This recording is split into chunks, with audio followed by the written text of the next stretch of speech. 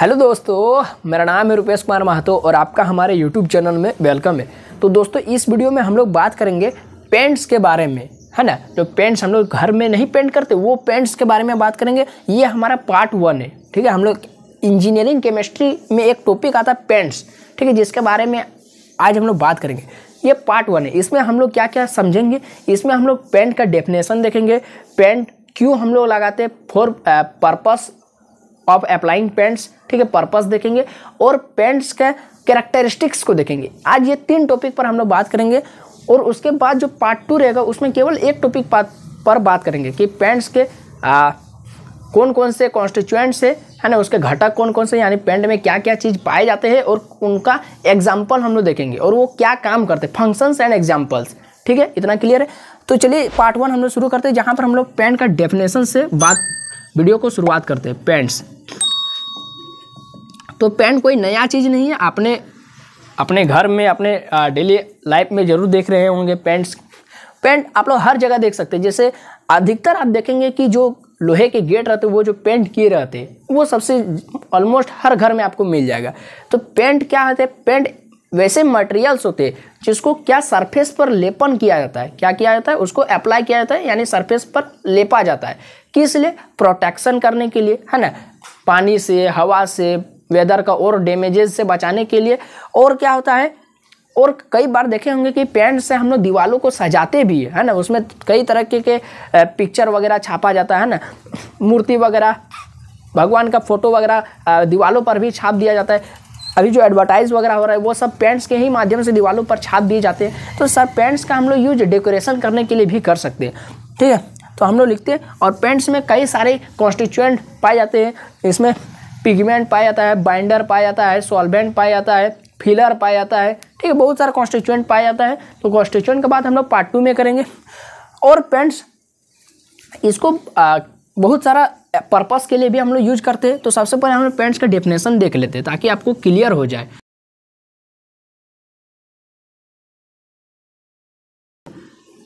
तो ये आपका पेंट्स का डेफिनेशन हो गया। पेंट्स बेसिकली क्या होता है, पेंट्स वैसे मटेरियल्स होते हैं जिसको सरफेस पर क्या किया जाता है, लगाया जाता है फॉर प्रोटेक्शन करने के लिए, डेकोरेशन करने के लिए, या फिर दोनों साथ साथ काम के लिए भी किया जाता है।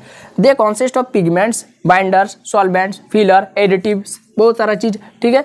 They are used to safeguard, है ना, सुरक्षा करने के लिए, सरफेस को कोरोजन से बचाने के लिए, वेदर, ठीक है, वातावरण का जो भी जिससे नुकसान हो, रगड़ हो गया, धूल कण, ये सब से बचाने के लिए, एंड डैमेजेस, ठीक है, और तरह अदर डैमेजेस से बचाने के लिए पेंट्स का हम लोग यूज करते हैं। और पेंट्स वैसे मटेरियल जिसे प्रोटेक्शन ये सब करने के लिए, डेकोरेशन करने के लिए काम में लाया जाता है। अब थोड़ा देख लेते हैं पर्पस ऑफ पेंट्स, ठीक है दोस्तों। पर्पस, तो इसको आप स्क्रीनशॉट कर लीजिए, फिर हम लोग देखेंगे पर्पस ऑफ अप्लाइंग पेंट्स। तो देखते हैं दोस्तों, purposes of applying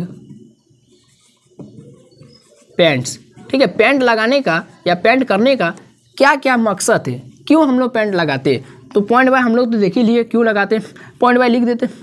to protect the,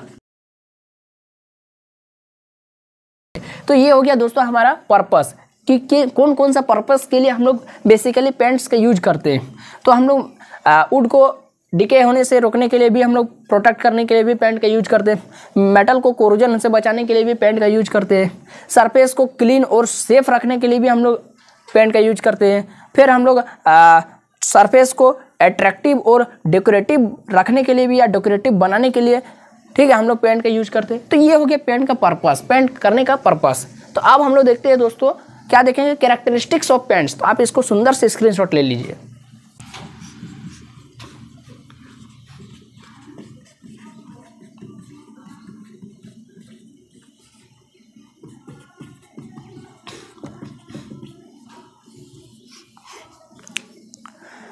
तो चलिए दोस्तों देखते हैं कैरेक्टरिस्टिक्स ऑफ पेंट्स, ठीक है, कि पेंट के क्या क्या विशेषताएं हैं।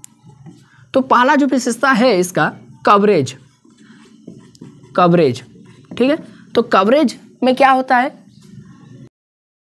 कवरेज में क्या होता है कि जो पेंट है वो चारों तरफ उसको फैल जाना चाहिए। ये उसकी विशेषता के बारे में बता रहे हैं कि इस पेंट को चारों तरफ सरफेस का फैल जाना चाहिए और सरफेस पर वो पूरा तरीके से कवर कर लेना चाहिए। ये हो गया पेंट का पहला विशेषता।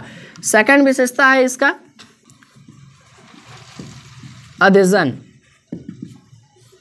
अधेजन में क्या होता है थोड़ा देख लेते हैं।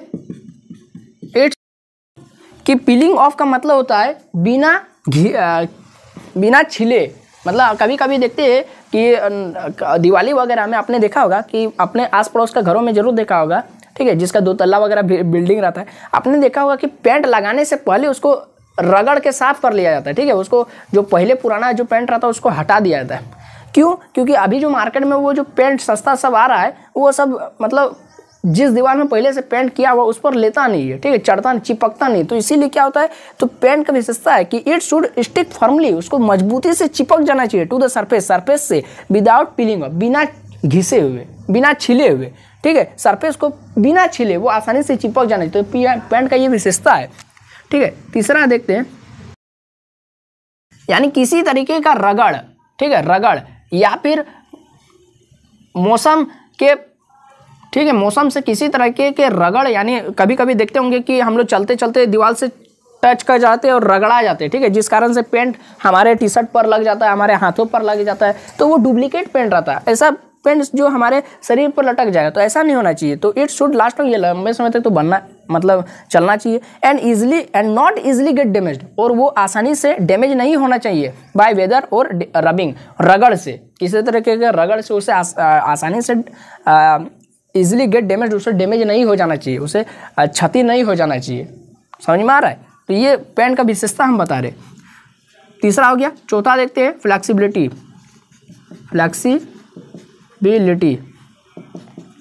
फ्लेक्सिबिलिटी बिना कोई दरार के इसे सरफेस के साथ एकदम स्मूथली, एकदम कोमल पूर्वक इसे चलना चाहिए, ठीक है। इसे it should move with surface, surface पर मतलब काफ़ी बिना कोई रुकावट के, बिना कोई घिसावट के, है ना, बिना कोई क्रैकिंग के, इसे आसानी से स्मूथली इसको चलना चाहिए। समझ में आ रहा है? तो ये हो गया इसका कैरेक्टरिस्टिक्स 4 को हुआ है, और हम लोग देखते हैं और 4-5 देखते हैं, फिर हम लोग इसको ख़त्म करेंगे। तो आप इसको एक बार स्क्रीनशॉट कर लीजिए क्योंकि बोर्ड भर चुका है।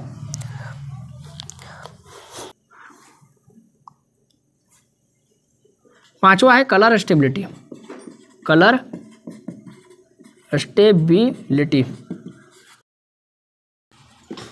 ठीक है, मतलब कहने का मतलब है कि जो कलर है ना, वो जो रंग है, जो पेंट का जो रंग है, वो समय के साथ साथ एक जैसा रहना चाहिए, सेम रहना चाहिए, ठीक है। ऐसा नहीं कि 10 साल बाद जो अभी हम पेंट किए और 10 साल बाद वो हरा पेंट था वो पीला हो गया, है ना, यानी उसका समय के साथ मतलब उसका रंग में मतलब रंग का क्वालिटी में गिरावट नहीं होना चाहिए, मतलब रंग का क्वालिटी ख़त्म नहीं होना चाहिए। जिस तरह अभी हम पेंट किए 10 साल बाद भी पेंट वैसा ही रहना चाहिए, ठीक है। The colour of the paint should be the same over time, समय के साथ इसको एक जैसा रहना चाहिए। छठा है कलर स्टेबिलिटी हो गया। फिर फास्ट ड्राइंग।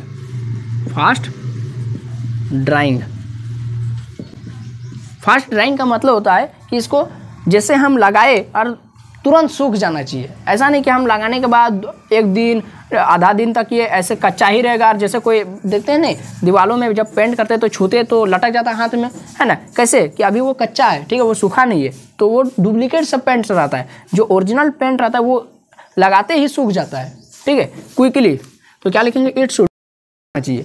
7वां देखते हैं केमिकल रेजिस्टेंस, यानी जो मौसम में बहुत सारा केमिकल है ना, वातावरण में बहुत सारा केमिकल, तो केमिकल से इसको डैमेज नहीं हो जाना चाहिए, यानी केमिकल से अपने आप को रोकने का क्षमता होना चाहिए, रेजिस्टेंस करने का कैपेसिटी होना चाहिए। तो उसी को हम लोग क्या बोलेंगे? एक गुड पेंट बोलेंगे, ठीक है, उसका विशेषता है। तो क्या लिखेंगे? क्या होना चाहिए? इसको प्रतिरोध करने का ताकत रहना चाहिए, ठीक है, इट शुड रेजिस्ट, इसे रोकना चाहिए। 7 हो गया। 8वां देखते हैं लो ऑर्डर या फिर VOC कंटेंट। VOC का मतलब होता है volatile organic component, volatile organic component. लिख लीजिए कहीं पर VOC का मतलब। VOC का मतलब होता है वोलेटाइल ऑर्गेनिक कंपोनेंट, ठीक है, वोलेटाइल ऑर्गेनिक कंपोनेंट। मतलब आप देखे होंगे कि जैसे हम लोग पेंट लगाते हैं तो पूरा घर में पेंट लगा दिए दिवाली के समय, ठीक है। अब जैसे कोई घर में घुसता है, ठीक है, जैसे कोई घर में घुसता है तो वो तो उसको गंध आता है ना, मतलब लगा है कि एकदम फालतू का गंध आ रहा है, एकदम अच्छा सेंट नहीं आता है। तो वही है कि लो ऑर्डर, उसका जो गंध होना चाहिए वो कम होना चाहिए, कम से कम होना चाहिए, ठीक है। और वो इको फ्रेंडली होना चाहिए, यानी वैसा गंध नहीं जिससे हमारे स्वास्थ्य पर बुरा प्रभाव पड़े। तो क्या लिखेंगे, इट शुड चाहिए। तो ये हो गया 8 पॉइंट हो गया। एक और विशेषता मैं आपको बता देता हूँ, एक और विशेषता, बस एक पॉइंट मिटाऊंगा, एक और विशेषता बता देता हूँ। 9वां विशेषता है आपका easy to clean, easy to cleaning या easy of cleaning, easy to cleaning, ठीक है, यानी साफ करने में आसानी होना चाहिए। अब कहीं मान लेते हैं गलती से मेरा इस जगह पर पेंट लग गया, वहाँ हम लगाना नहीं चाहते थे, तो इसको आसानी से मिटाना भी चाहिए। ऐसा बात नहीं कि ऐसा पेंट ले आए, ऐसा पेंट बना दिए जो एक बार लग गया तो लग गया, अब वो मिटे भी नहीं करना, तो कुछ इसका जुगाड़ भी रहना चाहिए। कैसे अब ऐसा बात नहीं कि हाथ से मिटा देंगे तो चल जाएगा, ऐसा नहीं, मतलब कुछ उस पर लिक्विड वगैरह कुछ केमिकल डाल के उसको मिटाने योग्य, मतलब इस तरह का पेंट बनाएंगे, ऐसा पेंट होना चाहिए जो मतलब मिट सके, है ना, जो इजी से आसानी से वो साफ हो सके, ठीक है। तो लिखते हैं खराब किए बिना है, उसको खराब किए बिना, शब्दों पर ध्यान दीजिए, जो मेरा पेंट है उसको खराब किए बिना इसको साफ करना आसान होना चाहिए। It should easy to clean, इसको साफ करना आसान होना चाहिए। तो ये हो गया मेरा पेंट का कैरेक्टरिस्टिक्स, विशेषताएं। तो अब आपको पेंट से रिलेटेड विशेषताओं के बारे में काफ़ी सारी जानकारी मिल चुका है, ठीक है। जो चीज़ें आप पहले जानते थे लेकिन उसका कारण नहीं पता होता था, ठीक है, अब वो सारी चीज़ें आप जान चुके, लगभग बहुत सारी चीज़ें आप जान चुके।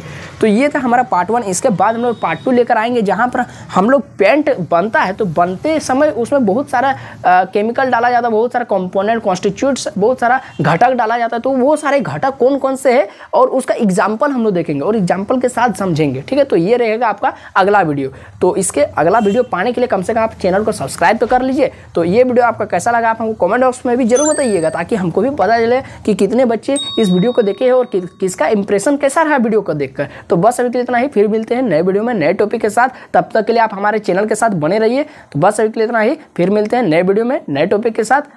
जय हिंद, वंदे मातरम।